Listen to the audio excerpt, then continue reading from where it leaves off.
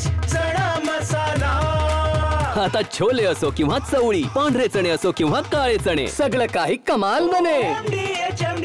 बैसरन व्हॅलीमध्ये ज्या वेळेला गोळीबार झाला त्यावेळेला इथल्या छोट्या हॉटेलमध्ये देखील मोठा गोंधळ माजलेला होता। मी सुरुवातीला दाखवतो, मैदानाला लागूनच ही छोटी छोटी टपऱ्याप्रमाणे ही हॉटेल्स आहेत आणि या हॉटेल्समध्ये चहा नाश्ता खरं तर पर्यटकांना दिला जात असतो। आणि ज्या वेळेला गोळीबार झाला त्यावेळेला त्या हॉटेलमधली तर परिस्थिती आपण पाहिली, पण त्याच्या पाठीमागची परिस्थिती दाखवतो।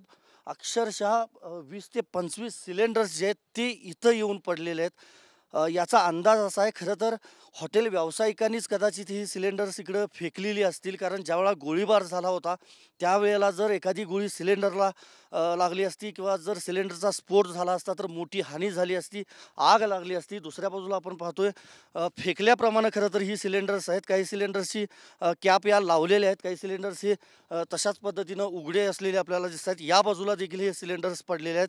त्यामुळं त्यावेळेला म्हणजे गोळीबार ज्या वेळेला झाला 4 दिवसांपूर्वी त्यावेळेला काय परिस्थिती असेल याचा फक्त आपण अंदाज लावू शकतो, विचार करू शकतो। भयान असं हे खरं तर दृश्य आहे। ग्राउंड रिपोर्टद्वारे आपण दाखवतोय। खाली कपडे जॅकेट्स जे आहेत ते देखील काही पर्यटकांचे दिसत आहेत।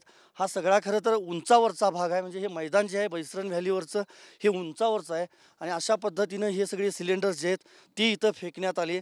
कदाचित हॉटेल व्यावसायिकांनी पर्यटकांचे जीव वाचवण्यासाठीच खरं तर हे पाऊल उचललं असेल, कारण जर स्फोट झाला असता किंवा आग लागली असती तर मोठी हानी झाली असती। व्हिडिओ जर्नलिस्ट विनोद कुमारसह मी संदीप राजगोळकर, TV9 मराठी, बैसरन व्हॅली, पहलगाम। वाह, काय आता मिळाली का चव? होय तर आता मिळाली खरी चव। MDH चंकी चाट मसाला, जीवनाला खऱ्या चवीचे रंग। असली मसाले साथ सच MDH